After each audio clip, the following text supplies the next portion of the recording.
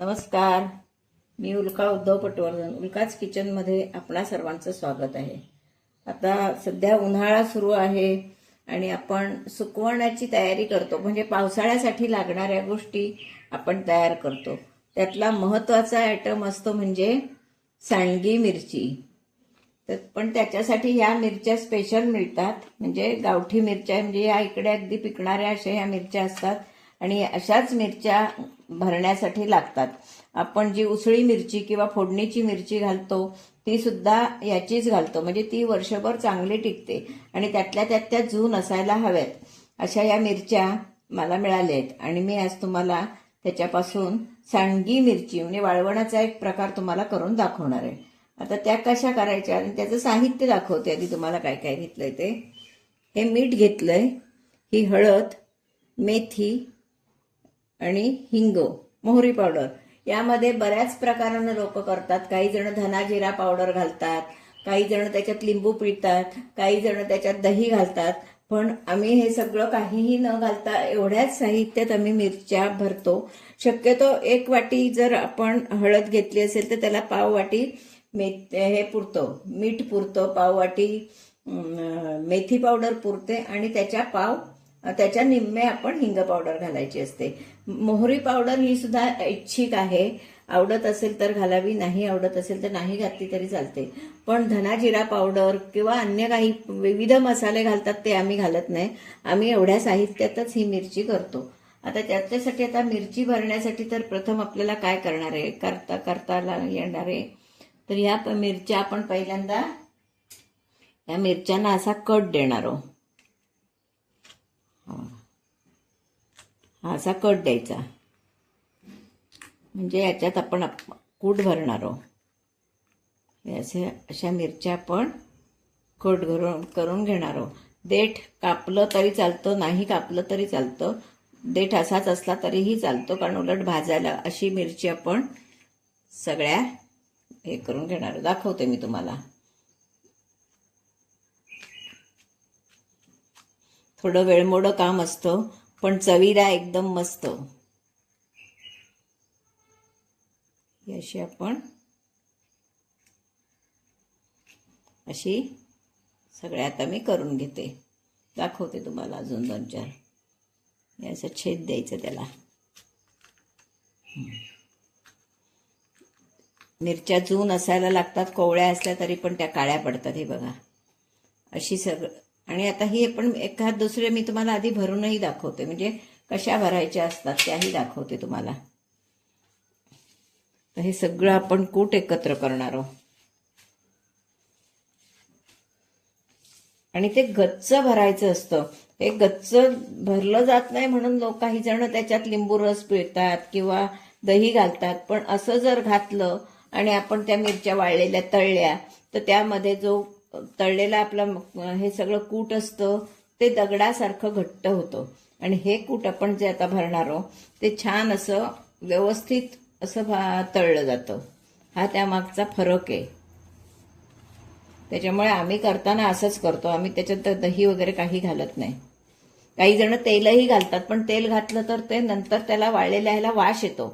त्याच्यामुळे हे काहीही न करता आम्ही अगदी हे ओरिजिनल असं कूट करून आम्ही मिरच्या भरतो. मी तुम्हाला आता 1-2 आधी भरून दाखवते कशा भरायच्या. त्या दिसतातही छान आणि लागतात तर अप्रतिम.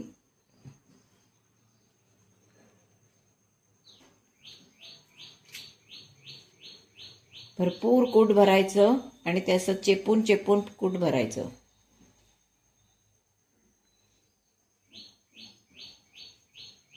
त्याला 2-3 दिवस चांगले वाळायला लागतात आणि मग खमंग तळायची. फोडणीचा भात, फणसाची भाजी, अगदी दही पुत्ती आपण केली असली तरी त्याच्याबरोबर सुद्धा ही मिरची खूप छान लागते. एकदम टेस्टी. पिठल्या भाताबरोबर, आमटी भाताबरोबर, कशाबरोबर अगदी तोंडी लावून आत्ता काय नाही. तर चला 2-4 मिरच्या तळल्या की काम झालं. अशा मिरच्या आता आपण भरणार आहोत.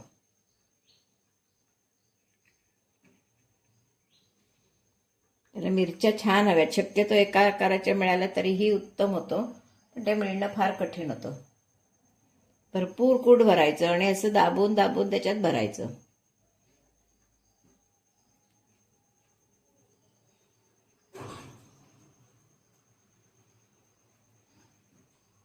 याला सांडगी मिरची म्हणतात.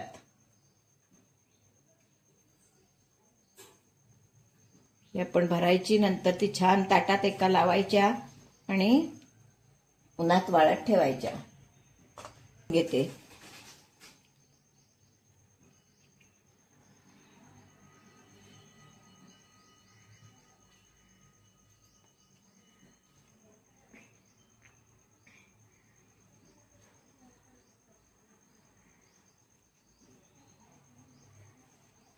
दिसतातही सुंदर एकदम. सगळं ताट भरून ठेवलं ना की छान दिसतं. मग दाखवते मी तुम्हाला नंतर भरून झाल्यावर. अशा मी तर सगळ्या भरून घेते. अशा या मिरच्या आपण छानपैकी ताटात भरून लावल्यात. आता तुम्हाला भरताना दाखवलंच आहे. आता या मी ताटात भरून व्यवस्थित लावून घेतल्या आहेत. आता या आपण 3-4 दिवस चांगल्या वाळवून घेणार आहोत आणि 3-4 दिवस वाळवल्या की छानपैकी पॅकिंग करून ठेवायचं. आपल्याला हव्या तेव्हा तळायच्या आणि खायच्या. अशा आपल्या या छान सांडग्या मिरच्या, वाळवणीच्या मिरच्या खूप सुंदर अशा कुरकुरीत अशा वाळून तयार झाल्या आहेत. आता आपण इथली मिरची तळून बघूया. यापासून आपण फोडणीचा भात करू शकतो. पिठल्या भाताबरोबर चांगली लागते, आमटी भाताबरोबर चांगली लागते, दही भाताबरोबर चांगली लागते. अगदी आयत्या वेळी काहीच तोंडी लावायला नसेल त्यावेळी आपण पटकन यातली सांडगी मिरची तळून खाऊ शकतो. फोडणीचा भात तर उत्कृष्ट होतो. ही मिरची फोडणीच्या भाताला लावली तर तो भात खूपच सुंदर लागतो. तुम्हाला यातल्या 2-3 मिरच्या तळून दाखवते आणि त्याच्यापासून थोडासा तुम्हाला फोडणीचा भातही करून दाखवते. ते आपण तेल तापलंय का बघूया. करपवायच्या नाहीत पण व्यवस्थित तळायच्या, कारण काय आतलं कूट व्यवस्थित ते तळलं गेलं पाहिजे. मिरची खमंग झाली पाहिजे. चमच्यानं उलट्या सुलट्या करून व्यवस्थित परतून घ्यायच्या. बरं, या मिरच्या जर तुम्ही अशा तळून फ्रीजमध्ये ठेवल्यात तर अगदी 8-15 दिवस आरामात राहू शकतात. अगदी एकच तळली खाल्ली असं राहायच्या. अशा तळून ठेवल्या तर आपण केव्हाही आपल्याला पटकन उपयोगी पडते. काही काही उसळींना सुद्धा याची फोडणी छान लागते.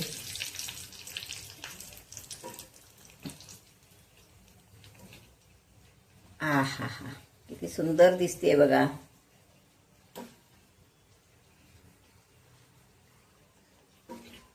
व्यवस्थित तळून घ्यायची.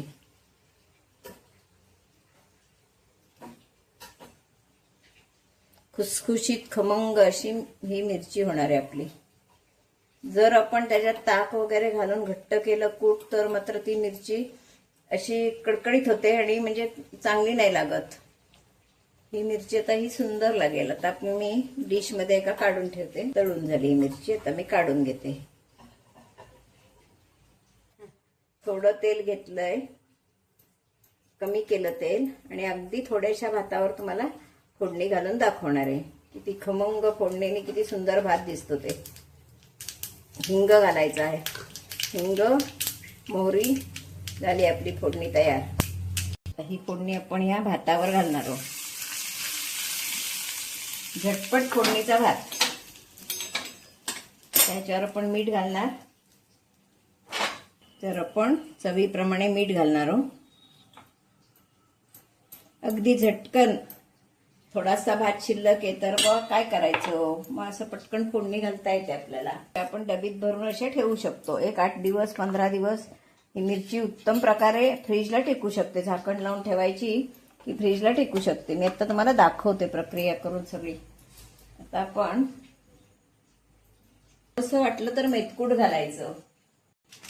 तर मी या भातावर थोडंसं मेथकूट घालणार आहे. त्याने चव खूप छान येते भाताला. आणि एकदम साधी फोडणी. मी मेथकूट सुद्धा हवंय असं नाही, पण आता उपलब्ध आहे म्हणून घातलं. आणि ही मिरची अशी आपण त्या भाताला चुरून लावणार आहोत. आपल्याला हवी असेल तेवढीच लावायची. जास्त नको असेल तर जास्त लावायची नाही. आपल्याला ज्या मानानं तिखट हवं असेल त्या मानानं ही मिरची चुरून लावायची. असा फोडणीचा भात सुंदरपैकी करायचा. किती झटकन होतो बघा. अगदी पळीत सुद्धा फोडणी होऊ शकते आणि असा भात होऊ शकतो.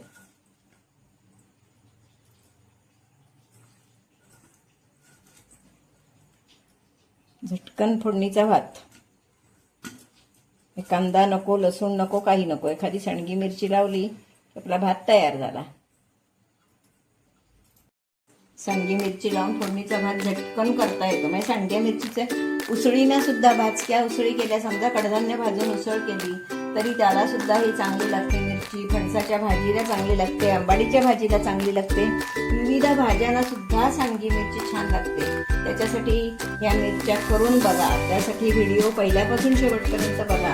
आणि माझा व्हिडिओ जर तुम्हाला आवडला सांडग्या मिरचीचा तर लाईक करा, शेअर करा,